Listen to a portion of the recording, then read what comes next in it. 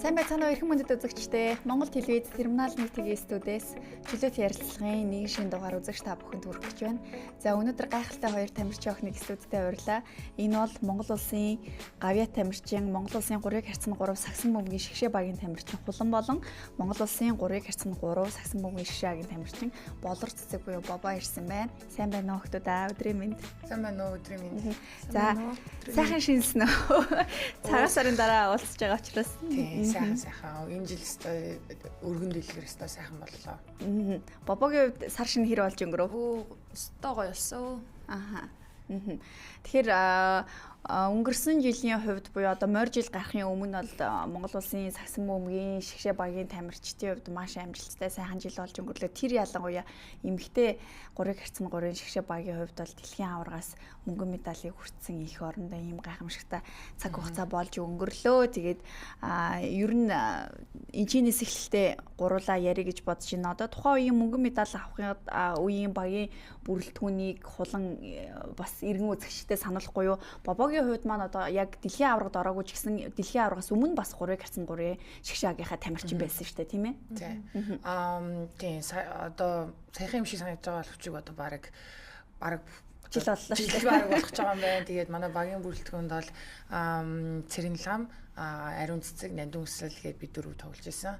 Тийм. Тэгээд урдан жил могоо жил бол бидний хувьд бол одоо ол цамог ихтэй ихээр сайхан жил болж өнгөрлөө. Тэгээд бас яг цагаан сарын өмнө гэсэндээ манай Улаанбаатар Амазонс баг эмэгтэй дээдлийнхаа аваргыг ямар ч ялагдaltaгүй 23-0 гэдэг амжилтаар үзүүлж ингээ авраг авсан байгаа. Тэгээд тэр маань гэсэндээ одоо ер нь дээдлийнхаа бас нэг түүхэн хуудсан бас бичигдсэн байхаа гэж үзэж байна. Бобо хулаа хоёулаа Улаанбаатар Амазонсоос дээдлигт тоглодог. Тэгээ 3-ыг харьцан 3-ын шгшээ багийн хувьд бол болроо бол анхны багийн бүрэлдэхүүнд байсан тийм ээ. Одоо гадны тэмцээнүүдэд бас нэлээд явж ирсэн шүү дээ.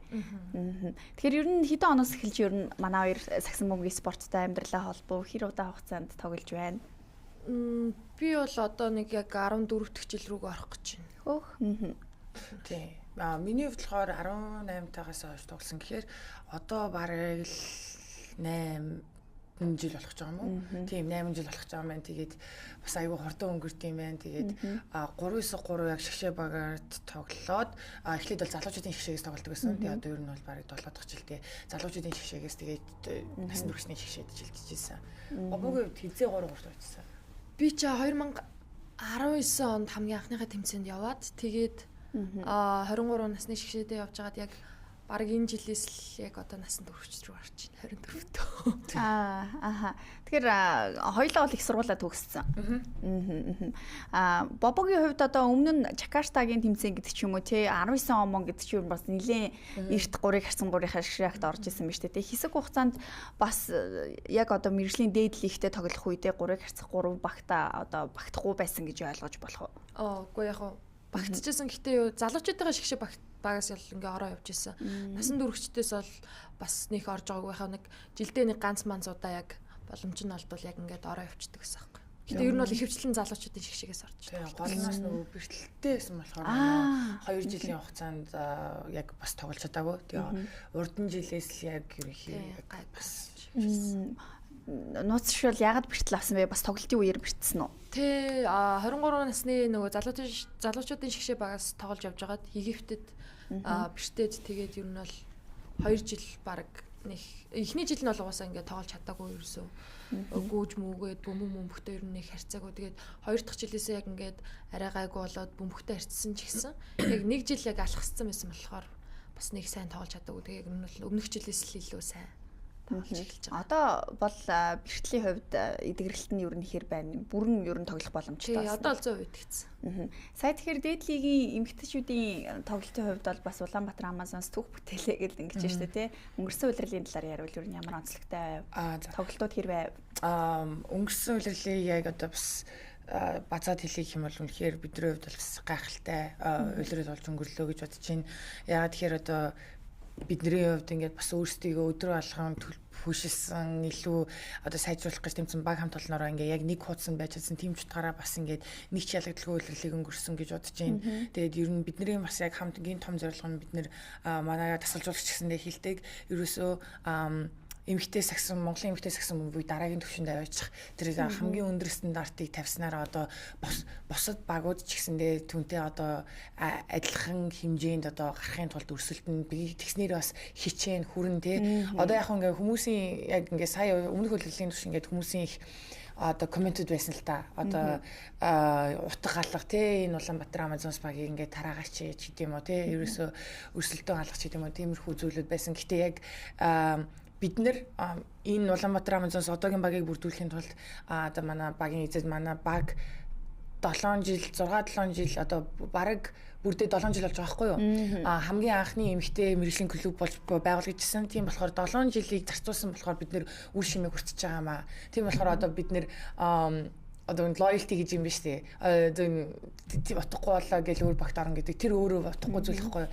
Тийм болохоор одоо бид нэр гэсэндээ яг бэлтгэл дээр өдөр болгон яг 100% хичээдэг. Тийм болохоор бас энэ Монголын эмэгтэй сагсаа гэсэндээ дараагийн түвшинд ингэж гаргаж чадчих байгаа. Бас аваатсан баха гэж бас найдаж байна. Тэгэхээр Улаанбаатар Амазонс илт одоо хүчтэй байгаа нь магад шинээр өрсөлдөхүйц багийг гаргаж ирэхэд бас чухал нөлөөтэй гэж үзэх нь. Тийм энэ бол тийм. Одоо бид нэр одоо сагсан бөмбөгийн стандарт ийм хэмжээнд тоглох хэрэгтэй гэдэг стандартыг тавих юм бол бусад багууд гэсэндээ тэрэнд catch up хийгээд хүрэхийн тулд хичээн тий өөрсдийгөө бас ингээ хурцлан одоо ингээ зунжангаа бэлтгэл хийх ч юм уу хэрвээ тэгж гарснаар бид нар бас одоо өөрсдөө хичээн зогсохгүй тэгснээр л одоо энэ чинь ингээ сагсан бөмбөгийн хөгжил бүр дараагийн түвшинд маш хурцтайгаар хүрнэ л гэж үзэж байна. За тэгвэл саяны лигийн хувьд юм байдгийн байж 3 хэрцэн 3-ын хувьд бол сая ер нь одоо дулааны улиралд ер нь гол тэмцээнүүд явагддаг шүү дээ тийм ээ гадаа тоглодог учраас 7 сарын өмнөх одоо FIBA 3 хэрцэн 3 Жакарта тэмцээний талаар бас асуух чинь энэ дээр манайхаас 2 баг оролцсон гэж ойлгож байна үгүй юу?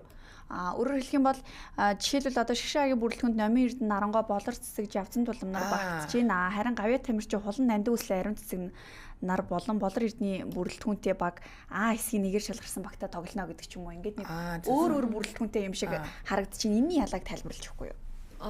Энэний ялгаа нь болохоор манай Улаанбаатар Амазонс гэдэг 5-5-ын баг анх үүсгэн байгуулахдаа одоо 3-3-ын клуб гэж байгуулагдсан байхгүй. Яг гоо эхний тэгж байгуулахдаа 1 жил яг ингээд клуб гээд 3-3 тэмцээнд орж исэн. Тэгээд нэг 2 жил 3 жил завсартаад одоо дахиад үргэлжлүүлээ түрүү жилээс ахуулаад одоо ингээд клуб гэж байгуулагдаад. Тэгээд яг Улаанбаатар Амазонс гээд тусдаа клуб, дээрээс нь Монгол Улсын шгшээгээ тусдаа клуб гээд яг клуб нэ багшээгээд баг гээд тэгээд ингээд 2 тусдаа баг ингээд ер нь бол тэмцээнд ингээд ер нь 2-3 тэмцээнд оролцсон байгаа. Улаанбаатар Women's Series дээр бас ингэж оролцсон. Тэгээ Жакартад бас оролцсон. Тэгээ одоо энэний бас давуу тал нь юу вэ гэхээр одоо энэ жилээс одоо ингээм маш онцгой жил эхэлж байгаа. Яагаад тэгэхээр 2028 оны Олимпийн оноо цуглуулад одоо 1 сарын 1-ээс эхэлчихсэн. Тийм болохоор одоо ийм олон мэргэжлийн баг, ерөөсөө мэргэжлийн баг гэсэн үг л хэвгүй одоо мэргэжлийн гран-при тэмцээнүүдэд бид нар оноо цуглуулж явна гэсэн үг. Тэгээ тэр тэмцээнүүдэд хамгийн өндөр оноог өгдөг, тэр тэмцээнүүдэд амжилттай оролцох хамгийн олон багийг явуулснаар одоо бид нэр Олимпиад одоо хүрэх мөрөөдөл рүүгээ нэг алхам явж байна гэсэн үг. Ерөөсөө 28 оны Олимпийн оноо цуглуулах тэмцээнүүд ер нь үндсэндээ эхэлсэн явж байна гэж тийм. Оноо цуглуулад эхэлсэн гэхдээ улирал эхлэх байгаа. Улирлын хамгийн ихний тэмцээн бол энэ жилийн 4 сарын 1-нд Ази Сингапур. За тэр тэмцээнд ямар төлөвлөгөөтэй байна манай хүмүүс тасгалжуулагч нас мөн юу гэж зөвлөж ийн бүрэлдэхүүний хувьд ямар байх вэ? Бүрэлдэхүүний хувьд бол стаб мэдэх юм алга. Одоо яг үнэхээр бид нар сая лиг дуусаад нэг 10 хоногийн л амралцаад цагаан сарын үеэр нэг 10 хоногийн амарлаа. Тэгээ бэлтгэлтэй буцаад ороод эхэлсэн байгаа. Тэгээд мэдээж бидний зорилго бол одоо энэ жил ингээд маш чухал ач холбогдолтой жил болохоор жилээ маш сайн эхлүүлээд амжилттай оролцохыг хичээнэ. Тийм одоо тэгээ бэлтгэлтэй орсон манай дасгалжуулагч Steve Sir бас өмнө терминал битээр цуг орж исэн. Канадаас арай эрэг байгаа. Тэгээд ер нь бол Steve хаан одоо чиглүүлгийн дагуу бэлтгэлээ хийгээд эхэлсэн байгаа. Тэгээд тий за богод. Миний хувьд бол яг тэмцээн болгондоо оролцож байгаа тэмцээн болгондоо айгүй фокуслаад ер нь бол тэмцээн болгондоо илүү сайн оролцсноо л гэж бодож байна. 3 хэрцэн 3-ын тэмцээний хувьд одоо болроо бол бараг анх 3 хэрцэн 3-ын баг бүрэлдэж хаад тоглож эхэлж исэн гэж ойлгож болох 2018 19 он гэдэг бол 19 онд анх тоглож байхдаа би 18 насны Ази аврагт явж исэн. Тэгээд уусаад ихч нар уусаа би ихч нартай хамт бэлтгэл хийгээл явдаг гэсэн. Гэтэ яг ихч нартайгаа хамт бол яг тэр тухайн үед бол уусаа тэмцээнд ордоггүй байсан. Зүгээр яг 18 нас 23 нас гэж ороод залууч идэв шиг. Тий. Тэгээд насан туршид бол угаасаа орж байгаа. Гэхдээ хамт ингээд дандаа ингээд бэлтгэлээ хамт хийгээ явж идэг. Тэгээд одоо л өөрөө ингээд баг их чинь бол явж идэг. Тий тэрнээс хэлэхэд нөгөө гүү ерөөсөө бид нар эхлэн биш 3-3-ын саксон мөвгийг одоо эмгтэй саксон мөвгийг түжээлүүлж эхэлсэн одоо манай бүх зөндөө эгчнэр маань байгаа. Тэд нар маань одоо 2010 хэдэн оноос хойш ер нь бол ингээд тэмцээнүүд Азийн армаарт явдаг байсан. Тэгээд бас ер нь медаль бас ер нь хүртчихсэн. Тийм хүмүүс бас байсан. Замын ингээд нээсэн болохоор одоо бас ийм зөв горлогоор бид нар бас ингээд зөв системээр явж байгаа. Яг хэдийгээр 18 19 онд бол мэдээллүүд олон нийтэд илүү их хүрч эхэлсэн ч гэсэн энэс ч өмнө баг бүр хэдийнэ бүрэлдэж гисэн бас тодорхой хэмжээний тэмцээнүүдэд амжилт үзүүлээд ирсэн байсан гэдэг ингэж энэ. Ер нь 3-ыг харьцсан 3-ын талбай дээр тоглох, 5-ыг харьцсан 5-аар одоо тоглохын ер нь гол тэр уур амьсгалын ер нь одоо ялгаанууд нь хэр байдаг вэ? Аль нь илүү хүнд санагддаг вэ? Магадгүй одоо эсвэл харьцуулах боломжгүй хоёулаа л адилхан хурд хүч бүх одоо зүйлсүүдийг сордог болов яадаг юм бол 5-5 дээр бол яг 40 минут тоглолдог. Тэгснээ эхний 2 үе тоглоод дахиад 15 минут завсарлаад дахиад 2 үе тоглолдог. Яг тэр үед яг 15 минутанда болохгүй байгаа бүх зүйлээ ярилцаад ингээ орж ирж болно. 3-3 дээр болохоор тийм байхгүй. Тасгалжуулагч байхгүй. Өөрсдөө л яг өөрсдөндөө найдаад бие биендээ итгээд бие биентэйгээ сайн ярилцаад тэгээ ер нь бол 10 минутын турш хамаг юм гарганаа. 10 минутын турш одоо тэр одоо жилийн хөдөлмөрүүд юм уу, сарын хөдөлмөрүүд юм уу, 2 сарын хөдөлмөрүүд юм уу тэргээ бүх зүйлээ ер нь бол шавхаад үзүүлнэ л. Тийм л ялгаатай байх гэж бодож байна. Миний хувьд болохоор одоо ер нь хоёр өөр спорт гэж бас надад ер нь санагддаг. Яагаад тэгэхээр форматын хувьд гэсэндээ одоо тэр тавталгооны секунд 5-5 дээр 24 секунд маш тайван байж болно. Тэгээ 3-3 бөмбөг, заал, уур амьсгал бүх зүйл өөр. Тэгээ дээрээс нь 12 секунд, тэгээ дээрээс нь хамгаалт тавталгаа гэж маш хурдан шилждэг. Тийм болохоор ингээм амьсгаа авах зав байдаггүй. Тийм болохоор ер нь бол маш илүү стамина илүү шаардна гэх юм одоо илүү төсвөр төвчээ шаард. Тесрэлттэй юм уу бас тийм. Тэрнгээр өөр тэгээ дээрээс нь бас яг бабаа маань хэллээ. Тасгалжуулагч байхгүй өөртөө шийдвэр гаргана. Яг ингээд сүүлийн 1-2 минутанд ингээд маш их ядралттай одоо тэнгууд 5-5 дээр ингээд амар тасгалжуулагч бид нар яг юу хийх ёстой ингээд шилж өгдөг. Тэнгүүд одоо бид нар талбай дээр өөрсдөө л байдаг, өөрсдөө хоорондоо шийдвэрийг гаргана, өөрсдөө ингитийг гэж ярилцсан. Тийм болохоор ингээд ер нь бол маш ялгаатай. Тэгээ одоо нөгөө 3-3 тоглож байгаа 5-5 руу шилжихэд ингээд бас жоохон хугацаа шаарддаг. Яагаад тэгэхээр ингээд маш хурдан яараал ингээд нөгөө 3-3 чинь угаасаа бөмбөг ирүүлэлээ өөрөө давтлахгүй бол ер нь бол секундэд дуусгаад идэх байхгүй. Тийм болохоор тэр ингээд сурцсан. Ерөөсөө 5-5 дээр чи илүү тайван, илүү багаараа ингээд 5 хүн бөмбөг хүсний дараа давтлан чийдэг ч юм уу. Илүү даваа тал үүсгэн гэдэг. Тэнгүүд 3-3 чинь болохоор тэгэх боломж байхгүй. Давталгааны хувьд хүртэл баг нь биш хугацаа нь 2 дахин багасаад ирж байна шүү дээ. 12 секунд. Тэгээ талбай дээр байгаа хүмүүс нь жисэндээ өөр тэнгүүд хамгаалтын явах тактик нь өөр. Одоо жишээлбэл 5-5 дээр help side defense гэдэг юм маш их байдаг. Тэнгүүд нэг хүнээ даваа гарлаа гэхэд ард нь дахиад нэг хамгаалт үлдсэн байна. Тэр хамгаалт байна гэж нэг хүн сул байна гэдэг ч юм уу.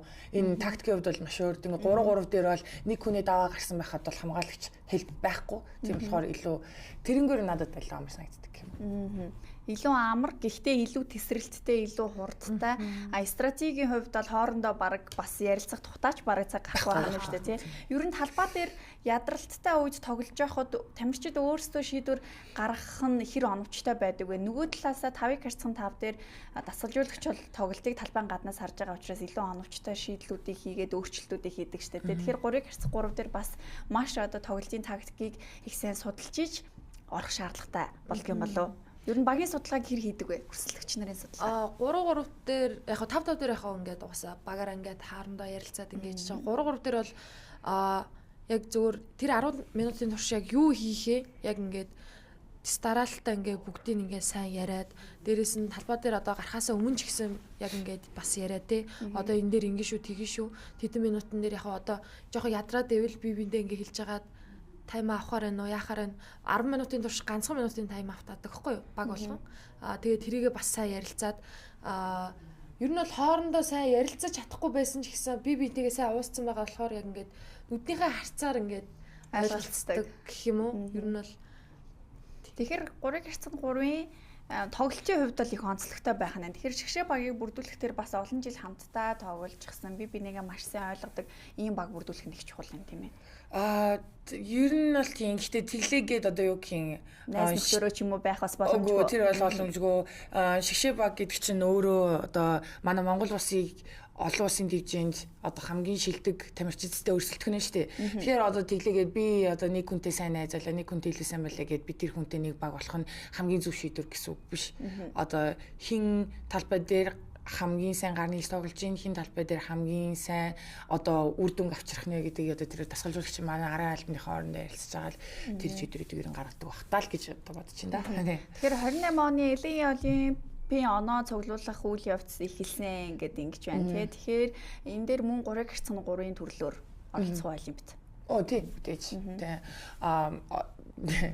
одоо миний бодлоор бол одоо сагсан бөмбөг манай Монголд маш хурцтайгаар хөгжиж байна. Гэхдээ одоо миний анзаарснаар бол 3-9-3-ийн сагсан бөмбөгт яг ингээ хөгжиж дөнгөж эхэлж байхад ер нь бол 5 ч нь бол 100 хэдэн жилийн настай спортчууд тий. 3-9-3 бол одоо 20 хүрсэн залуухан тий харьцуулбал. Тэнгүүд бид нэр эхлэлтийн цуг ингээ хамтдаа алхацсан болохоор одоо хөгжлийн үе шатнд бусад улсуудтай ингээд арай тэнцүү одоо өрсөлдөж тий одоо олон улсад дэлхийн аврагаас хүртэл ингээ медаль авч ингээ өрсөлдөж чадж байгаа гэж бодож байна. Бидний хувьд сагсан бөмбөгч ер нь бол өндөр тий одоо энэ бие физиологийн спорт. Харин манай монголчуудын хувьд бол одоо нэг дутуу зүйл нь бол мэдээж яалтчгүй одоо өндөр одоо байгаад байна. Тэгэнгүүт 5-5 дээр бол одоо олимпиад орно гэдэг бол одоо арайч бас болоогүй арай холын мөрөөдөл авах гэж бодож байна. Харин 3-9-3 дээр бид нар бол тэр мөрөөдөлт бол аль хэдийн бас хүртсэн. Токио 2020 оны олимпиад бид нар бас 3-9-3 спортоор багийн спортоор хамгийн анхудаа бас оролцсон. 20 оны Токиогийн олимпиад хулангийн хувьд бол тугч байсан тийм ээ багийнхаа шилжээгийн. Тийм тэр бол тэр үед би ч одоо 21 настай яг эргээд харахад амар жоохон хүүхдтэйсэн. Тэгээд ер нь бол тэр том дивжин дээр гараад маш их зүйлийг сурсан, ойлгосон. Тэгээд дотор ингээд маш тийм сайжрын энэ хүмүүстэй тэмцээ ингээд дараагийн удаа би энэ дивжин дээр гарахад би шилдэгүүдийн нэг байх холно гэдэг тийм амлалтыг өөртөө өгчсэн. Тэгээд тэр ч утгаараа гэх юм одоо олон жилийн туршид одоо ингээд хичээл зүтгэл гаргаад одоо ингээд бас ингээд илүү сайжиж байгаа хаа гэж. Токиогийн олимпиад орох үеэр энэ спорттой амьдралаа холбоод нэг 4 жил орчим л болсон байсан уу? 3 жил. 3 жил болсон байсан. Тий, тэгэхээр маш богино хугацаа. Тий. Тэр үед ингээд нөгөө нэг одоо BBC одоо олон улсын мэдээнүүдэд ингээд ярьслага өгөөд би 18 настайгаас сагсан бөмбөгөөр эхэлсэн. Тэгээ би одоо ингээд сагсан бөмбөгөөр яг мэргэжлийн төвшин хичээлээ 3 жил болж байгаа хэрэг ингээд ер нь бол ингээд бүгд маш их гайхажсэн. Тэгээд ер нь бол олимпийн дивжинд ингээд мэргэжлийн тэмцэгч болоод очино гэдэг бол ингээд бүр багаас ачил хэрэгтэй. Тийм болохоор ингээд бас ингээд бас ийм сонин тохиолдол байна гэдэг юм гайхажсэн. 3 жил гэдэг бол бас богино хугацаа. Тэгэхээр ер нь тийм болрогийн хувьд л одоо 14 жил 14 дахь жил рүүгээ орж ин тий. Тэгэхээр 14 дахь жил гэдэг бол бас одоо маш урт хугацаа шүү дээ тий. Амьдралын ингээд маш их хугацааг одоо амьдарч байгаа хугацааны хаад бараг талаас илүүг нь тий тал орчмыг ингээд энэ спорт зориулсан байна гэдэг бол сонголтын хувьд бол бас их чухал ийм зүйл гэж бодож байна. Тэгэхээр урт хугацаанд байгаа учраас өөрийнхөө амьдралыг ерөн сагсан бөмбөгийн спортоор харсан байгаа юу? Тий, ер нь бол тийм. Тэгээд анаа бас хэлсэн шүү дээ. LA 2028 оны олимпиад тэрэнд ч гэсэн ер нь бол өрсөлдөн одоо цагаахан сэтгэлээр угаасаа өрсөлдөн тодорхой. Тэгээд ер нь сонгогдохгүй байсан ч гэсэн надад ялгаа ахгүй. Би энэ улсынхаа төлөө зүтгэж байна. Тэгээд ер нь бол тийм сагсан бөмбөг ер нь бол өргөжлүүлээ. Тэгээд ингээ бүр илүү сайжраад бүр хулан хичээсээ илүү болчих магадгүй тийм шүү дээ. Тэгэхээр одоо бас мөн 5-ыг харьцсан 5-ын эмэгтэйчүүдийн дээдлигийн тэмцээнд бол Улаанбаатар Амазонс багийнхаа бүрэлдэхүүнд одоо гараандаа бас ингээд гараа тоглоо явж байгаа учраас мэдээж лигийн тамирчин байна гэдэг бол цаашаа бас карьераа нэг ойролцоогоор 10-15 жил харж байгаа гэж найдаж байна. Ер нь насны хувьд бас яаж хамгаалдаг юм бол эмэгтэй тамирчид?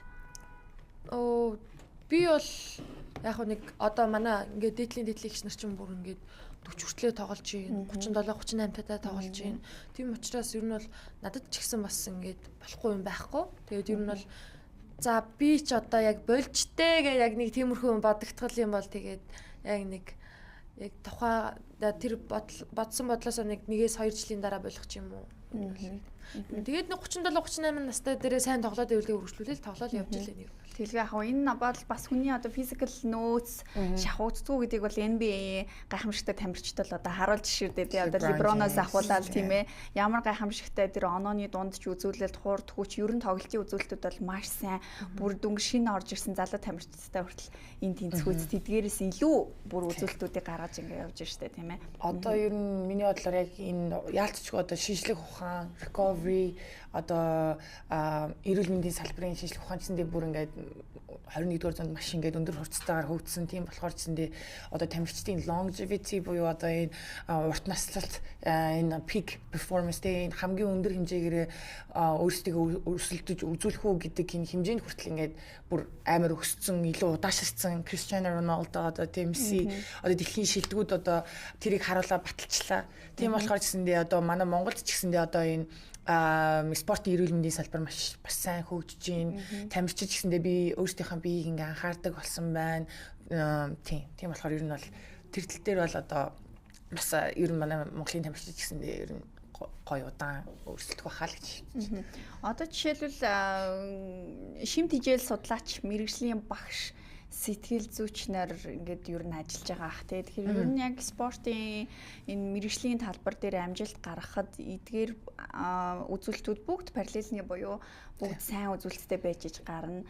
Үнэхээр бие бэлтрийн хувьд бол сайн байгаа, сэтгэл зүйн хувьд таарахын бол боломжгүй. Аль эсвэл одоо тий сэтгэл зүй сайтай байгаа бие бэлтрийн хувьд ч юм уу шимт хижээлийн хувьд тий биеийн хүчний хувьд бол бас таарахын байх юм бол сайн амжилт үзүүлэх бас боломжгүй гэдэг ч юм уу. Бүх зүйл ингээд тэгш явж байна л да. Тэгэхээр тамирчдын хувьд бол манай хоёр ер нь ямар тактикаар амралт, хооллолт, сэтгэл зүй, бэлтгэл гэдэг эдгээрийн циклийг ер нь яаж явдаг юм бэ? Жилийн алиас аль үед илүү ачаалттай байна, алиас аль үед нь ер нь амралттай, илүү сэтгэл тайван байна, дарамт багтай.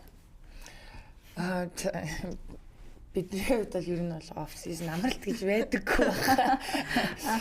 Яагаад тэгэхээр нөгөө зуны улиралд 3 харсан 3 руугаар чинь тийм. Өвөл нь болохоор 5 тоглолтог. Тэгээд манай багаас сүүлийн 5 жилийн хугацаанд анх удаа 1 сарын амралт өгсөн. Тэгээ аюу сонирн байт юм лээ. Бас юу хийх юм мэдэхгүй. Тэгээ гэтээ гоё байсан. Тэгээ 1 сар амарч үзсэн сая 10 сар дах 25 оны. Тэгээд ер нь бол яг тийм урт хугацааны амралт байхгүй болохоор ерөөсөө миний хувьдаа анхаардаг зүйл нь болохоор хэрхэн доктортой өөрийгөө авч явах вэ? Одоо тэр ер нь бол хөвчлэн тамирчид оф сизон буюу амралтынхаа үеэр бол ингээд өөрийнхөө скил дээр анхаарах, өөрийгөө ингээд илүү хүчтэй болгох ч юм уу одоо өөрийнхөө дотоод зүйлсүүдээр ажилладаг. Тэнгүүд одоо бид нар тийм боломж олго. Тийм болохоор энэ улирлын дундуур яаж илүү цагийг өөртөө гаргаж илүү өөрийгөө одоо дараагийн түвшинд аваачих вэ гэдэг дээр миний хувьд бол дандаа анхаарч ажилладаг. Тэгээд мэдээж ийм урт улирлууд өнгөд болж байгаа болохоор хамгийн чухал миний бодлоор бол нойр тэрэн дээр бол их ажилладаг. Гэхдээ бас яг ийм стресстэй үед бол жоохон нойр алдах гэдэг тохиолдол байдаг. Тэгээд хоолны хувьд гэх юм бол нэмэлт бүтээгдэхүүнүүд одоо юу хэрэгтэй гэдгээ өөрийгөө ер нь мэдрээд ер нь жоохон уухыг хичээдэг. Тэгээд одоо аав ээжтэйгээ цуг амьдардаг болохоор ер нь бол хоолны тал дээр бол санаа зовх юм байхгүй. Манай аав ээж хоёр бол намайг амар сайн хоол. Тэгээ бас ингээд тэр тал дээр бол ингээд ер нь бол өдрийн 3 хоолоо яг сайн хийх хичээдэг. Тий. Миний хувьд бол бас ялгаахгүй. Би бас аав ээж хоёртойгоо амьдардаг. Тэгээ хоолны тал дээр бол нэг асуудал өгдөг. Яг хав түрүү жилээс эхлүүлээд нөгөө яг ихчнэрийн яг одоо яриад байгаа 103 тоглолцоод өвлөн 5 тоглолдог гэсэн шүү дээ. Тэгэхэд яг энэ жил яг одоо 2025 онд над мэдрэгдсэн зүйл нь 5 тоглож байгаад 3 тоглоод тэгээд дахиад 5 тоглож исэн. Энэ үеийн хувьд бол бүр амар ахгүй. Бүр ингээ 3 нүдчихснэ дахиад 5 гэснэ. Дахиад 3 өргөжлүүлээд ингээ нүдснэ. Дахиад шууд ингээд ямар ч юм одоо би бол ингээд яг 2-7 хоног 3-7 хоног ингээ бэлтгэлээ ингээ хийгээ явчихж байгаа юм. Ингээ уусаад жоохон. Энэ үеийн хувьд болохоор ямар ч тийм уусалт ахгүй. Яг шууд шилжээл. 3-4 хоногийн дотор ингээ шууд шилжээл, яваал, онгоцоор нисээл ингээл тэгэл. Энэ үеийн хувьд бол амар хэцээсэн баг. Миний хувьд бол арай гайгүй. Тэгэхээр спортын шинжлэх ухааны хувьд Монголд ер нь хөгжил бол мэдээж бид бол хоцорсон явж байгаа. Гэдэгтээ бол хинч марахгүй бах. Гэхдээ одоогийн түвшнийг таад ер нь хэр гэж үнэлэх вэ? Авж байгаа одоо үйлчлэгээнүүд за нөгөө талаасаа бас нэгд бактериалагдж байгаа учраас багийн менежментийн талаар бас цухас дуртахгүй юу тийм ээ? За багийн менежментийн хувьд бол би үнэхээр бахархалтайгаар хийлж чадна. Манай Улаанбаатар Amazon Spa бол одоо клуб Монголын клубын системд бол одоо сагсан бөмбөгийн клубын системд одоо төрүүлж түүчилж дагалгаж чадсан гэж бодож байна. Би эрэгтэй багуудыг бол сайн мэдэхгүй байна. Гэхдээ ер нь бол эмэгтэй дотроо бол одоо хаанч байхгүй менежмент системээр ажилладаг тамирчдыг одоо яаж хэрхэн олон улсын хэмжээнд бэлтгэх үү, олон улсын одоо бидний зорилго бол ерөөсөө олон улстай өрсөлдөх тий. Олон улсын хэмжээнд бэлтгэх үү, тэр олон улсын тамирчдыг хэрхэн бэлтгэж гаргах уу гэдэг дээр хамгийн том зорилго байдаг болохоор одоо recovery буюу одоо хэрхэн одоо хүнд хүчтэй бэлтгэл хийсний дараа биеийг хэрхэн буцааж нөхөн төлжих үү, нөхөн сэргээх үү. За тэгэнгүүт бэлтлээс хэрхэн уртсан сэргийлэх үү, манай эмчнэр байна, баасан хүү гэдэг эмч маань бол одоо бидний бүх зүйлээр ингээ кэрлээд одоо жижиг бэлтгэлтэй үед бол одоо ачааллыг нь багасгадаг ч юм уу, одоо тэр шинжлэх ухааны талд бид нэр бол тэрийг сайн мэдгүй, тэр хүмүүс маань мэргэжлийн хүмүүс маань байгаа болохоор тэр дээр санаа зовх зүйлгүйгээр ингээ хангаж чаддаг гэх юм уу. Тэгээд одоо тэгвэл бид нэр өмнө нь хүч хурдаараа дутуу байла. Тэгвэл тэрийг хаанаас яаж нөхөх үү? Дэлхийн одоо шилдэг тий одоо мэргэжлүүдний нэг Япон мэргэжилтнийг авчираад одоо ингээ хамтдаа ажиллаж гин. Үнэхээр үр дүн гараад одоо ингээ мэдэрч гин. За тэгээд мэдээж дасгалжуулагчийн багийн хувьд гэх юм бол Испани мэргэжилтнэр одоо удирдуулад манай ундрах огш гээд ингээд ийм бүрэлдэхүүнээр ажилладаг болохоор манай клубийн хувьд бол сагсан бөмбөгийн клубийн бас ийм жишээ клубүүдийн нэг баха гэж үзсэн. Сайн жишээг болж чадж байна. Хүмүүс нь сайн хангаж өгдөг. Тий.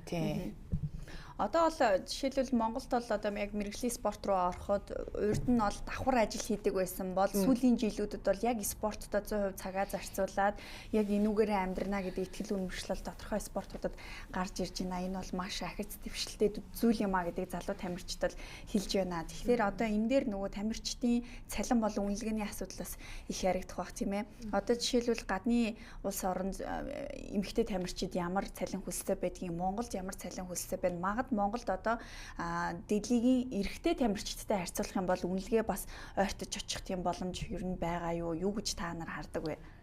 За миний бодлоор бол одоо бусад хүмүүс ямар гэдэг мэдгүй. Одоо манай багийн хувьд ер нь бол би бобог ямар цалин авдаг гэж мэдэхгүй. Бидний хувьд бол одоо хоорондоо тэр талаар нэг ярилцдаггүй, мэддэггүй. Тэгээд мэдээж эрэгтэй тамирчидтай харьцуулах юм бол одоо эрэгтэй тамирчдын цалин ч одоо бүр сонсон байлгүй тий. Тэгэхээр одоо тэднэртэй бол үнэхээр харьцуулахгүй бах. Олон улсын хэмжээнд бас арайч очих юм болоогүй л байх. Мэдгүй би одоо сайн тэр талаар. Гэтэ болоог бах уу? Тий, эрэгтэй тамирчид чинь бүр амар өндөр цалин ер нь бол авдаг шүү дээ. Сайн гэрээнүүд бас дуулдаад байгаа шүү тийм ээ. Энэ бол нэлээд сайн авдаг. Тэгээд миний хувьд бол яг хөө тийшээ баг очиж надад цаг хугацааны л асуудал ах. Гэтэ нэлээд удах баха. Тийм ер нь удах ах уу. Тэгээ яагаад тэгэхээр одоо бас тийм за энэ талаар за ярьж ер нь бол яалчгүй нөгөө нэг бас нэг ялгаа нэх юм бол одоо ингээд үзэгчдийн сонирхол байгаа даа л да. За тэнгууд ингээд дэлхийд дахнаа өмнө нь ер нь бол за эмэгтэй спорт, эмэгтэй сагсан бөмбөгийг ер нь жоохон үл ошоодог байсан бол одоо ер нь бол дэлхийд те эмэгтэй тамирчдын одоо перформанс ч гэсэндээ ингээд өндөр өсөөд одоо ингээд эмэгтэй тамирчин байна гэдэг чинь өөрөө кул зүйл болсон. Тэнгүүд манай Монголын үзэгчид ч гэсэндээ одоо бас тэрийг ойлгож эхэлж байгаа бах гэж найдаж जैन. Тэгээд миний бас нэг хэлхийг хүсэж идэг зүйл нэг юм бол эмэгтэй лигээ бас ингээд сонирхож илүү үзснээрээ одоо юу гэх юм эмэгтэй сагсан бөмбөг сонирхдаг юм дүүнер маань амар нэмэгдсэн байна тий. Тэгэнгүүт одоо тэдний одоо ирээдүйд тэр сайхан одоо сагсан бөмбөөр тоглох тэр нөхцөл байдал нь одоо та нар бас хөрөнгө оруулж үзснээрээ би болгоно. Одоо таны охин ч гэж болно шүү дээ тий. Тань одоо таны охин ирээдүйд сагсан бөмбөөр хичээлээ би тоглоё гэхэд тэр ямар гоё юм очинд одоо илүү юм гоё уур амьсгалч юм уу тий. Илүү нөхцөл байдал нь бүрдсэн байдал тоглох боломжтой. Тэнгүүд одоо ер нь ялч бас энэ үзэгчдийн тийм сонирхлын ялгаа болов. Тэнгүүд би бол одоо ингээд нэг тэнийг юм шиг царайлаа. Би одоо эмэгтэй эрэгтэй хүмүүсийн адилхан тэнцүү байдал адилхан авах хэвээр яг эрэгтэйгээ адилхан цайлаа авах хэвээр гэж бол би бол ярихгүй. Яагаад тэгэхээр ингээд ялчгүй тийм ялгаа бол байна. Тэгээд тэр маань гэсэндээ ингээд багаар ингээд ирээдүйн жилүүдэд ингээд багасаад илүү бүр гоё болох байхаа л гэж найдаж байна. Тэр нөгөө бас суурнаасаа ялгаатай байна. Тэгээд жишээлбэл одоо фэн бейс дээр ихэд эмэгтэй тоглолтуудад илүү бага үзэлттэй байна гэдэг бол нөгөө талдаа суурнаасаа тийм байна. Мөн дээрэс нь одоо спортод сая хулан маань хэллээ. Орчин үед бол эмэгтэй тамирчин байна гэдэг бол илүү кул болсон. Өмнө нь бол илүү үүсгэлтэй байсан бол одоо шал өөр төвшөнд хардаг болсон гэж байна. Тэгэхээр үндсэндээ хэрвээ та нар илүү кул байх юм бол дараагийн үеийнхэнд би яг ийм болно гэдэг үүднээс спорт руу орох учраас бас маш чухал нөлөөтэй байна гэж. Жишээ нь би одоо их нарыг харж өссөн байхгүй. За би энэ хүмүүстэй хамт тоглох юмсан. Энэ хүмүүс эсрэг ядаж нэг удаа хамт тоглохгүй ч гэсэн ядаж эсрэг баг нь болоод тоглоод үзчих юмсан гэж мэдрэх юмсан гэж. Тий, би яг тиймэрхүү бодлыг одоо ингээд төрөөд ингээд бүр ингээд амар их хүсэж исэн. Тэгээд тэрний одоо ачаар одоо ингээд хамт ингээд сууж гин, хамт нэг баг олоод тоглож гин, хамт ингээд өрсөлдөж гин гэдэг чинь амар гоё байхгүй. Тэгэхээр энэ үлгэр дуурайлал заламж халаа дараагийн үед үзүүлэх нөлөөлөл их чухал байна тийм ээ. Тэгээд бас миний бодлоор яалтчгүй юм одоо эргэтэй лиг чинь сая бараг 25 жил юу лээ. Ямар ч тааш бараг 20 30 жил ингээд доктортой үйл ажиллагаа ингээд үзүүлээд явж гин тэнгүүд манай эмэгтэйлэг чинь сая 4 дахь жилдээ л явж байгаа байхгүй. Тэнгүүд ингээ хүний насаар харьцуулах юм бол эмэгтэйлэг маань яг идэр насны залуучууд те. Тэнгүүд бид нэр одоо 4 настай дөнгөж өлхөөд алхаад одоо тоотлоор одоо дөнгөж нэг тийм яриа хийлээд сурцсан те өөртөө илэрхийлээд хийх гээд явж байгаа сургуульч ороогүй насны хүүхдүүд байгаа байхгүй. Тэгээ тийм болохоор ингээд хүмүүс бас шүүмжлээд идэг. Би бол тэрийг амар гайхдаг байхгүй. Жохон бас ерөн сагсан бөмбөг мэддэг хүн харуул эн чинь одоо ялгаатай өсвөл дэвжлийн хугацааны яах вэ? Хөгжлийн хувьд те бас эн чинь ингээд ногоо урах гэд хүртэл ингээд услахаа наранд байх хэрэгтэй те. Шууд шаарднаа. Тийм шууд ингээд бас ингээд гялцаад гараад ичдэггүй. Гэтэ манай эмэгтэй шгшээ багийн 5-3% ч гэсэндээ одоо юу хийн бас амжилтууд гаргаад бас тэр хурдыг бол маш илүү хурцсаж байгаа л гэж л бодож байна. 2-3 дахин илүү хурцсаж байгаа. Би таартай яг ингээл яриа сууж яхад надад ийм бодол төрлөө. Аль хэдийн эмэгтэй сагсан бөмбөгийн спортыг Монгол улсад хөгжүүлэхэд энэ зах зээлийг илүү өргөн болгоход бид үүрэг хүлээсэн гэдгээ бас маш одоо томоор ухамсарлсан байгаа юм байна гэж ойлголоо. Энэ зөв миний төрсэн бодол. Тийм зөв. Яалчгүй одоо юу гэх юм бид хоёр шгшээ багт явж өрсөлддөг гэдэг утгаараа ч юм одоо Монголын эмэгтэй сагсан бөмбөгийн нүүр царай гэж явж болно. Тийм болохоор тэр хариуцлага одоо дүүнер маань сагсан бөмбөгт ороод тоглоход ямар ирээдүй, ямар легаси би хонь үлдээх вэ? Би хизээний цагт болно те. Тэр үед би эргээд харахад намайг эхэлсэн сагсан бөмбөг, намайг үлдсэн сагсан бөмбөг дээшилж чадсан байна уу? Илүү гоё болсон байна уу? Илүү инээлттэй байна уу? Илүү боломж байна уу гэдэг дээр миний одоо легаси байх болоо. Ямар гоё юм бэ? Баба юу гэж харж байна?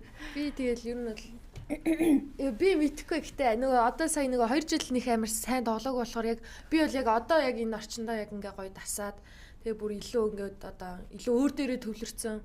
Тэгээд өөрч нэх бодох юм алхах та. Ер нь илүү өөр дээрээ төвлөрсөн байна л. Мэдээж одоо бэртлээс эргээ ирээд талбай дээр гарахад тоглоогүй байх үеийн хугацааг бол маш их одоо алдагдсан боломж гэж үзээд байна шүү дээ. Тэгээ буцаад орж ирэхэд сэтгэл зүйн хувьд болон бие физиологийн хувьд хэр хурдан одоо формонд орж байна, өөртөө яаж ажиллаж байна. Би ер нь бол бэртлээсээ эргэн ирээд гэж ер нь ирээд ер нь бол амар их айдаг байсан. Дахиад ингээ бэртчихвээ. Дахиад бэртүүл угаасаа ингээ тоглож чадахгүй мэн гэсэн бодол амар их байсан. Тэр бодлоос ингээ салахгүй явсараа ер нь бол нэг жилийн хугацааг алдсан. Тэгээд ер нь бол хугацаа л амар их шаарддаг юм лээ.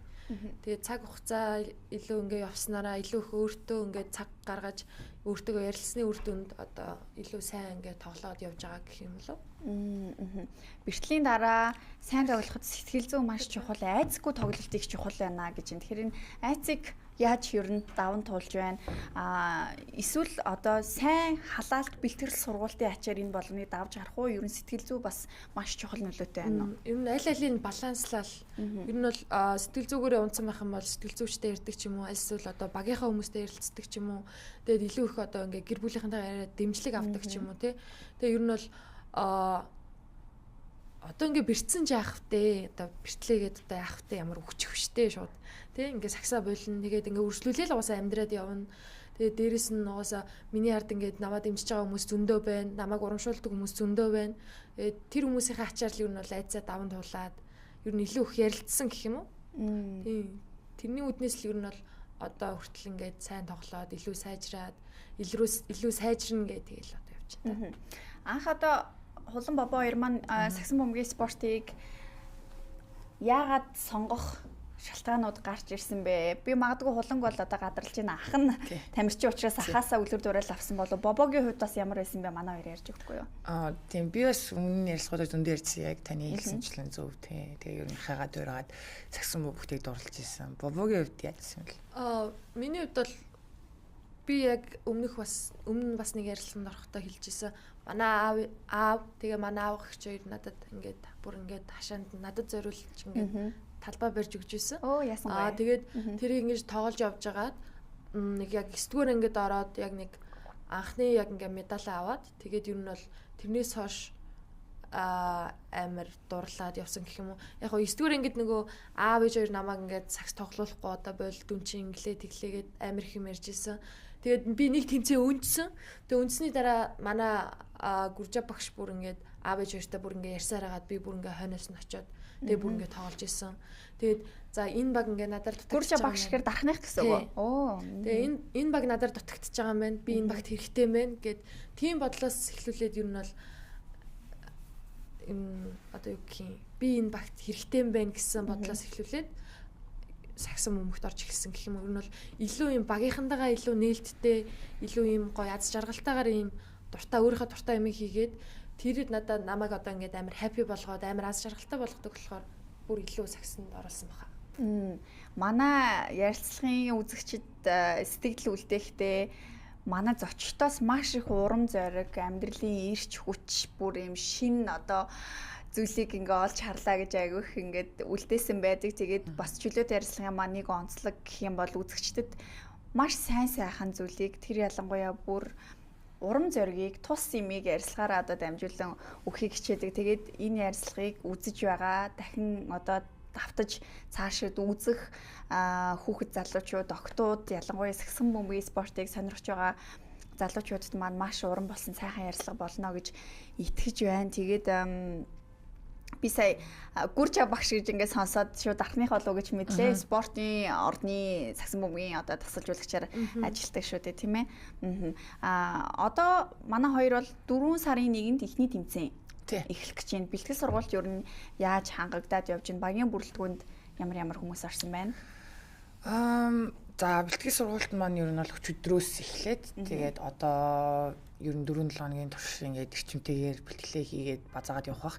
Тэгээд багийн бүрэлдэхүүний хувьд л одоо дүнгиж эхэлж байгаа болохоор өстө бүүм мэдээ. Сайн мэдэхгүй л байна. Тэгээд манай холбооноос тэгээд Стив тасгалжуулагч багийн албаных нь л арын албаных нь л ер нь бол шийдвэр гаргах бах. Тэгээд бидний хувьд бол хийх ёстой хийн өдөр болгоно л одоо бэлтгэлээ хийн. Тэгэл хүлээж ий да. Тэгэл хамгийн сайнараа л тэмцэнэ тий. Хуваараа бэлтгэлээгээл өөрийгөө бэлдээл хизээ яг дууднуу тэр үед нь яг бэлэн ингээд очиод тоглоход бэлэн ер нь бол. Цагаан сарын өмнө инх хөргөл аврахтаа ярилцсан. Тэгсэн чинь өөрийнх нь баримтлагдаг нэг гоё философи байсан.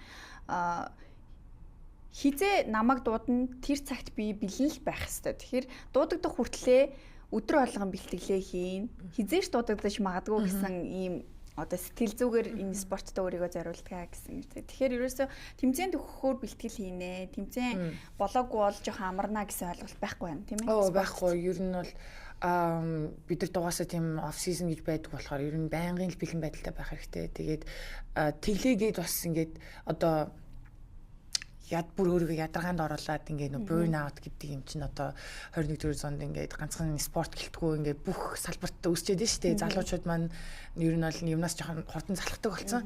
Тийм болохоор тэр энэ хөгжилтэй байх, тэмцэлтэй байх, энэ над жаргалыг мэдрэх гэдэг энэ балансыг л олох нь хамгийн чухал юм шиг санагдсан ер нь. Сагсан бөмбөг дээр түрүүн хэлсэн эрэгтэй эмэгтэй одоо тамирчдын ялгаа зөрүү их хол байна. Энэ нь бол ойртоход бас нэлээд хугацаа шаарддаг болоо да гэдэг юм чинь. Тэгэхээр ээж аав нарын хандлага бас одоо ямар байдаг вэ? Магадгүй сагсан бөмбөгийн спортыг сонгоод охин нь хичээлж байх үед чи болоо гэдэг ч юм уу те эсвэл арай ирээдүггүй юм биш үү? Ер нь нэрчүүдийн л спорт штэ гэдэг ч юм уу. Ийм хандлагууд ер нь хэр одоо анзаарагддаг бол магадгүй зөвхөн та хоёрын кейс дээр биш байлаа гэж бодоод өөр бусад одоо багийнх нь хамтрагчид, найз нөхөд, дүүнэр нь тийм ээ ийм ер нь асуудал бэрхшээлтэй тулгарлаа гэж тусламж хүсдэг үү? Миний хувьд бол намайг яг 9-р ангид яхаа хамгийн сүүлд ер нь бол хамгийн ихэнд бөгөөд хамгийн сүүлд ер нь бол тэгжсэн. Тэгээ тэрнээс хойш манай аав ээж хоёр намайг амар их дэмжсэн. Амар их одоо юу гэх юм намайг бүх зүйлээр хангаж өгсөн. Одоо миний пүүз одоо тэр одоо юу эдийн жижиг сажиг эртүү займс бүгднийг надад авч өгсөн. Манай хамаатнууд хүртэл амар их дэмждэг. Амар их одоо ингээд аав ээж хоёртой яриад өө танай охин чинь тэгж ингэж энд тоглоо тэгсэн байна гэд амар их тэгж ер нь амар их дэмждэг. Надад бол ерөөсөө тийм юм гарч байгаагүй. Яг гарч исэн гэвэл 9-р ангид л гарч исэн.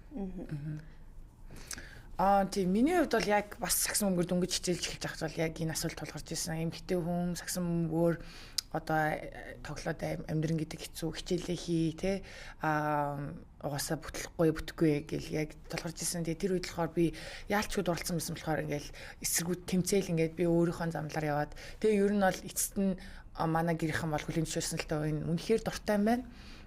Тэгээ бас ямар нэгэн юм авчиж чадах юм авчих юм нөгөө амжилт үзүүлж бас чадах юм байна гэдгийг ингээ ойлгосон болохоор одоо миний хамгийн сайн дэмжигч нар миний гэр бүл миний арыг бүтэн даадаг миний бүх зүйлээр минь хангаж өгдөг. Тэгээд гэхдээ миний бодлоор та болохоор ингээд очиход бутхоёр бас нэг жоохон буруу ярьчих болоо нөгөө нэг эргэжтэйтэй ингээд зөрүү бол маш их байна одоо. Гэхдээ очиход олон жилийн хугацаа тэр нь бол цалингийн хувьд ярьсан. Гэхдээ уур чадварын хувьд бол тийм биш гэж аа. Уур чадвар ч гэх юм одоо юу гэх одоо нэг ярих гээд байгаа юм юу гэхээр намайг эхлэхэд байсан Монголын эмэгтэй сагсан бөмбөг хүн болго үүсгдэг гэсэхгүй эмэгтэй сагсан бөмбөг ягаад тэгэхээр цалин авдаггүй те ямар ч тэр тоглох платформ байхгүй дээд лиг гэдэг зүйл байхгүй одоо тамирчид одоо зөндөө олон одоо энэ дээдлэх 6 баг тий мэрэгжлийн тамирчид гэж бий болсон байна. Цалингаа аваад ажил хийхгүй байж болдог болсон байна. Энэ бол тэр үеийг бодоход одоо энэ хэдхэн жилийн хугацааны 4-5 жилийн хугацаанд ийм их хөгжил байхгүй юу. Тэгэхээр энэ богино хугацаанд ингэж их хөгжиж явахад дараагийн 5 жил хэрвээ магадгүй maybe намайг задгаа талахад би яагаад адилхан хэмжээний яагаад бүр илүү үзэгчтэй ч юм уу тийм эмэгтэй сагсан бөмбөгийг би үлдээж болохгүй гэж боддог юм байна. Дээрэс нь одоо entertainment-тай бас сагсан бөмбөгийн спортыг Америкт бол ялангуяа NBA, NBA дээр бол их сайн холбож штэ тийм шоу, тоглолт, ерөөсөө entertainment бүх үзүүлбэр шоу бизнес бас ингээд нэг салбар ингээд болчихж байгаа байхгүй. Тэгэхээр яг энэ Монголын сагсан бөмбөгийн эмэгтэйчүүдийн энэ зах зээлийн хааш, үнэлгээ, энэ орлого, тоглолтын үзэлт гэдгээр бүх зүйлүүдийг сайнаар бүрэлдүүлэхэд та хэд бол маш чухал нөлөөтэй байгаа ойлгомжтой. Гэхдээ нөгөө талаасаа энийг бүр илүү сайн болгохын тулд өөрсдийн гэсэн юм нэг харизм, тоглолт, илүү шоу үзүүлэх ер нь тийм стратеги тактик байдаг. Биний бидний хувьд одоо бобо яа гэдэггүй би миний хувьд болохоор одоо сагсан бөмбөгийг юу гэх юм тэрний төлөө тоглодоггүй ерөөсөө л хамгийн сайн сагсан бөмбөгийг одоо шгшээ багт тоглоно гэдэг чинь бидний мөрөөдөл шүү дээ. Тэгээд тийм болохоор ерөөсөө тэрийг ер нь боддоггүй. Одоо хамгийн сайнаар яаж л одоо тоглох вэ? Тэнгүүд ингээд нөгөө нэг ерөөсөө гоё оноо гэж байхгүй. Царайлаг оноо гэж аахгүй тэр бөмбөгийг сагсанд хийх л тэр оноо аахгүй. Тийм болохоор гэтээ ингээд нөгөө нэг бидний хийж байгаа үйл явц нь өөрсдөө бас ингээд ийм өөрчлөлт явчихж байгаа хаа л гэж бодож чинь. Түүнээс л тэрийг нэх бодож. Зүгээр л хамгийн сайнаар яаж сайжрах вэ? Тэрийг бол багийн менежерүүд, продюсерүүд одоо тий спонсорууд өөр бас хүмүүсийн л ажил бид нар бодох тэрийг бол шаардлагатай. Би бол боддог. Би ихтэй яг нэг нөгөө холбооны цомын нэмсэн дээр спортын ордон дээр нэг тоглолт болсон. Тэр тоглолтын дээр би бөмбөгөө аваад ингээд нөгөө хүн гаргачлаа гэж одоо явчихгүй юу. Би тэрэн дээр яг ингээд тоглолтондоо бүр ингээд фокуслаад ингээд манай багийн нэг хүн ингээд гаргацсан би уусаа холбогч дээр явж би бөмбөгөө авч явах хэрэгтэй гэд ингээд шүүгч нь ингээд надад бөмбөг өгснийг би мдээгүй тэгээ шууд ингээд аваа явчихгүй юу. Тэгсэн чинь чи нэг ингээд албаар хийсэн үү ингээд хотлоо ингээд шоу үзүүлэх гээ тэг ингээд гэдэг нүү гэд би ерөөсөө огт тийм бодоагүй. Тэгсэн чинь харин ер нь бол нэг нилээд баг 4-5 хүнээс яг тиймэрхүү юм ирсэн. Санаандгүй л тийм зүйл санаандгүй. Ер нь санаандгүй л ер нь тийм болчдөг байхгүй юу? Тэгээд ялтчгүй ингээд тоглолтондоо бүр ингээд фокуслаад хувилбар одоо тэр шүү гэдэг ингээд багийнхандаа ингээд ярилцсан явж исэн чинь гинт шүгэл дуурайд ингээд харсан чинь хойно хинж байхгүй. Шүүгч надад бөмбөө өгсөн. Тэгээд яг одоо юу гэх юм миний хэлэх гээд байгаа зүйл нь яг тухайн тоглолтондоо бүр ингээд амар орцсон. Тийм болохоор ерөөсөө тиймэрхүү шоу тоглолт могол юм тиймэрхүү юм баян юм ерөөсөө юуж боддгоо. Ерөөсөө л бөмбөгийг цагт авч хийх нь хамгийн чухал юм. Тийшээгээ ерөөсөө бүх оюун санаа хурдгаж бүх зүйл фокуслагдсан байна гэж. тэр л одоо хамгийн зөв сагсан бөмбөг л үдээ л одоо миний мэдих сагсан бөмбөг бол угаасаа л энэ тоглолтод true to the game те тоглолтод үнэнч байх хэрэгтэй. Энийг хинч хуурч чадахгүй. Тийм болохоор тэр л одоо манай багийн философи бас. Тоглогчдын оноо авсныхаа дараа хийдэг одоо celebration-ууд бас их гоё байдаг шүү дээ. Өөрсдийг нь илэрхийлж байгаа. Манай хоёрын хувьд ер нь ямар хөдөлгөөн, зан авир, тийм харизмыг ер нь үзэгчдтэй өгөхийг хүсдэг вэ? Би бол 3-аас хийчээд ер нь бол одоо 3 оноо авсан шүү нэг одоо ингэж илэрхийлдэг ч юм уу. Тиймэрхүү хөдөлгөөн хийх ер нь бол дуртай. Ингэж мэг альсвал нэг мейло шиг ингэж явж байгаа. Чи хийж чаддаг үлтэй. За миний хувьд болохоор би ч их эмоцтой янз бүрийн юм гарч ирнэ. Тэгээ өөрөө дараа нь үзэхээр амар хичээд идэв. Тэгээд тэр нь ч тэгээд бас намайг бас би болгодог болохоор ер нь тэрийг бас хүлээншүүрсэн. Өмнө нь болохоор амар дарах гэж хичээдэг байсан. Одоо юу гэх юм хитэн хүн чинь төлөв дараа байх хэвээр тий тэгэл гэдэг ч юм уу. Гэтэ одоо ер нь бол тэр талыгаа илүү ингэж embrace хийгээд илүү хүлэмжлүүлсэн гэх юм уу. Тэгээ ер нь бол янз бүрийн юм гарч ирнэ. Ер нь бол тэгээ тухайн мөч яг тэгж боддоггүй би ерөөсөө одоо тэгж хичээд ингэж яандаа гэдэг. Гэтэ тухайн мөчөд л яг ингээл ундраал янз бүрийн юм гарч ирээд идэг. Тэр яг нөө хулангийн имиж бол бас ингээд үзэгчтэй тий илүү их эмоцтой, уйлтай гинтэй сэтгэл хөдлөлөө нээлттэй илэрхийлдэг гэдгээрээ бас маш сайн ингээд танигдсан. Магадгүй тэр бол бас тоглогчид тухайн үзэгчдийг татан оролцуулж ирж байгаа бас нэг хэлбэр юм уу. Мэдээж спортод бол харизмтай илүү өөрийн гой бас илэрхийлэмжтэй байвал үзэгчд бидэнд бол их гой байдаг. Тэгээ яг тэр моментууд бол бас үзэгчдэд их чухал байдаг. Тэгээ би та хоёрын өгсөн ярилцлагууд болон өмнөх мэдээллүүдийг уншиж байхад хоёулаа Стефен Curry-д дуртай юм билээ тий. Дуртай тоглогч нар. Би гэхдээ ер нь бол анх одоо сакс тоглохдоо Степт амар дуртай байсан. Тэгээд дараа нь одоо Jeremy Lin ч юм уу, Carmelo Anthony ч юм уу яг ингээд явсан. Ер нь бол гэтээ одоо л ер нь илүү Luka Doncic. Амар өөр тоглож штэ. Миний хувьд болохоор анх ерөөсөө саксан бөхт бас дурлж эхэлсэн үедээ NBA амар үздэг байсан. Тэгээд тэр үед чинь яг Golden State Warriors-ийн алтан үе гэж хэлж болно. Яг 16, 7. Тэгээд тэр үед Stephen Curry бол бүр үнэхээр хамгийн амар тоглогч нь. Тэгээд шидэлтийнх нь оргил үе. Тий, яг оргил үе. Тэгээд хамгийн надад таалагддаг зүйл нь ерөөсөө л гэр бүл зэсэг амар үнэхээр тийм даруу төлөв зөв хүн. Тэгээд ерөөсөө тийм илүү муухай юмд ордоггүй хүн хүүхэд залууч зөв үлгэр дуурайл байж чаддаг. Тэр тийм болохоор ингээд тэр нь амар миний хайрыг татсан. Тэгээд бас тэр хүнээс ч бас үлгэр дуурайл аваад бас тийм бас үлгэр дуурайл болохыг хичээж байгаа. Эхнэр охтууд нь тоглолтын дээр нь ингээл байнга байдаг тийм. Тэгэл ерөөсөө л амар family guy тий. Ерөөсөө л бүх юм нь гэр бүлэрээ тэгэл ингээд баярлж исэн ч гонилж исэн ч гэр бүлтэйгээ хамтдаа байгаа. Тэр нь амар гоё санагддаг. За гэр бүлгээд ярьсныхоо сонирхоод асууя гэж бодлоо. Маш өндөр бэлтгэлтэй формтой байгааг нь ойлгож байгаа. Гэхдээ хувийн амьдралдаа цаг зарцуулдаг. Манай нэвтрүүлгийн доор 2 crush маань орж ийн гэл ингээл жишээлбэл бичсэн байна. Залуучуудаас үе тэнгийнхнээс нь маш олон DM PM ирдэг байх. Би бол одоохондоо нэг тиймэрхүү бодохгүйгөө. Яхаа нөө миний одоо хулагч хэлсэн шүү дээ. Манай гэр бүл ингээд амар их даадаг. Яг тэрнтэй ялгаагүй. Манай аав ээж тэр ч гэсэн миний арайг амар сайн даадаг. Тэгээ ер нь бол өдрийн 2 бэлтгэлтэй тэгээ ер нь бол ингээд жилийн хугацаанд өдрийн 2 бэлтгэлтэй тиймэрхүү юм ер нь бол нэг одоо тийм одоо ирсэн ч ер нь ингээд ахгүй. Сэтгэл зүг бол тийшээ төвлөрүүлэхгүй өөр зүйл одоо нэг юмдаа би ингээд төвлөрсөн байна гэдэг ингээд хаалт тавьсан гэх юм уу? Миний хувьд болохоор одоо бас яалтчгүй ингээд амар завгүй те ерөөс амралт байхгүй. Гэтэ ер нь бол одоо нас маань одоо бүр бас жоохон байхаа бас болохоор ер нь бол бас тийм ер нь сонирхол байгаа. Гэтэ тийм. Гэтэ бол мэдээж бол одоогоор бол хамгийн их анхаарж байгаа төлөвлөж байгаа зүйл маань л саксан бөмбөг. Тэгээд тий. Спортын мэдээж амжилттай дийлэнх цагийг гарган тийшээ фокуслна. Гэхдээ хувийн амьдралыг бол орхидуулахгүй гэж тийм ээ. За тэгээд Гурвангийн ярьцлага 8 минутын дараа дуусах гэж байна. Өнгөрсөн жилийн зуны хувьд бол монголчуудыг огшоосон гайхамшигтай гоё үйл явдал болсон 3 гэрцэн 3-ын дэлхийн аваргаас мөнгөн медалийг авсан. Тэгээд бүр одоо шагналт байрны таамаглалд байхгүй байж байгаад бүр шилдэг 3-ын нэгт ингээд орж ирсэн нь бол маш олон үзэгчдийн сэтгэлийг хөдлөхөөс гадна дэлхийн бас энэ сагсан бөмбөгийн экспертүүдийн хараанд Монголын эмэгтэй сагсан бөмбөгийн тамирчид өртсөн маш олон одоо бүүм хийсэн мэдээллүүд гарч ирж байсан. Тэгээд тухайн мөчид бол манайд хэлжсэн Монголдо болж байгаа тэмцээн учраас сэтгэл зүй маш өндөр байлаа, сайхан байлаа гэж ярьж байсан. Тэр үеийн сэтгэлийг эргэж хуваалцахгүй юу? Тэр үеийн сэтгэлийг ингээд бодохоор бас ингээд нэг амар яг 7 хоногийн турш тэмцээн үргэлжилж байгаа шүү дээ. Тэрэнд бэлтгэхийн тулд ерөөсөө хэдэн сар бэлдсэн.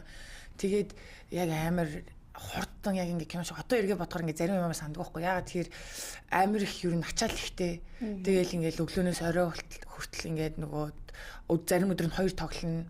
Тэгэл ингээд ерөөсөө буцаал recovery, буцаал хоолой идэх унтах хэвээр гэл ерөөсөө амар хурдан болоод өнгөрцөн. Тэгээд ер нь жоохон манай бас ингээд нөгөө арын альбаны сайн хийж чадсан зүйл нэг юм бол биднийг ингээд гадаад ертөнцөөс жоохон тусгаарлаад яг юм бабблд оруулаад чадсан. Вакуумжуулсан. Тийм, вакуумжуулж чадсан. Тэр нь бас ингээд амар сайн байсан гэж бодож байна. Ерөөсөө бид нэр тийм гадаад дотор юу болж ийн, яаж ийж ийн, ийм хүлээлттэй, ийм байна, ийм дарамттай. Ерөөсөө бодоогүй бид нар өөрсөндөө л анхаарсан. Бид нар яг ямар бэлтгэл хийсэн тэрэндээ итгэсэн. Тэгээ мэдээж бол Монгол улсынхаа төв талбай дээр Монголынхаа ард түмний өмнө гэр бүлийнх найз нөхдийнхөө хамгийн хайртайхаа хүмүүсийнхээ өмнө ингээд медаль аваа зогсох тэр мэдрэмж одоо хүртэл ингээд зээжинд минь хамгийн гоё дурсамжуудын маань нэг. Вакуумжуулсан гэхээр тоглолтоос бусд үед өөр хүмүүстэй ерөөсөө уулзахгүй байсан байх нэ тий. Сошиал дээр бас ямар мэдээлэлүүд гарч байгааг харахгүй байсан. Мэдээж одоо нөгөө нэг өмнө нь бол ингээд анх намайг сакс тоглолцоод уцураачдаг байсан байхгүй юу. Тэгээ одоо харин ер нь бол бидний одоо юу гэх юм чи мэрэгжлийн тамирчин ингээд итгээд тэгээ одоо юу гэх юм ерөөсөө хурааж муурахаа болсон. Гэтэ бид нар өөрсдөө яг мэрэгжлийн тамирчин болсон гэдгээр би бас тэнийг анзаарчсан.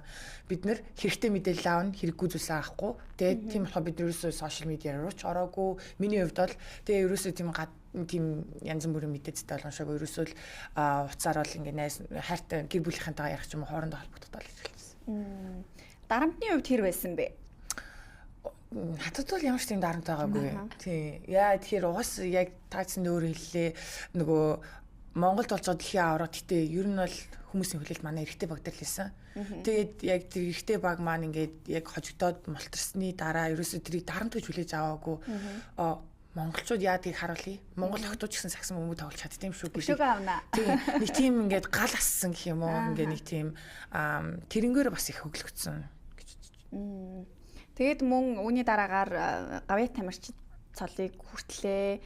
Сагсан бөмбөгт эмхтэй гавьяат тамирчид өмнө нь шагнагдаж байгаагүй тийм ээ. Тийм.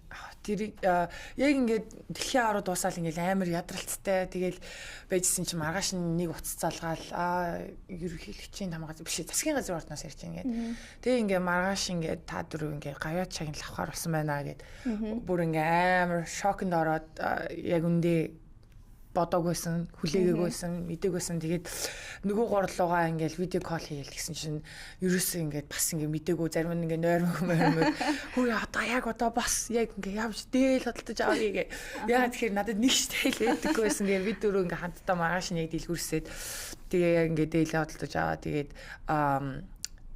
гавьяат гэдэг шагналыг хүртэхэд бол бас үнэхээр гайхалтай. Ямар санда 4-5 хоногийн дараа ирж бас 5-5-ын шигшээдээ ирж орохоор ирсэн шүү дээ. Их удахгүй. Ямар ч хооронд ингэж амжилж байгаа байхгүй тий. Амар их юм амжилсан юм.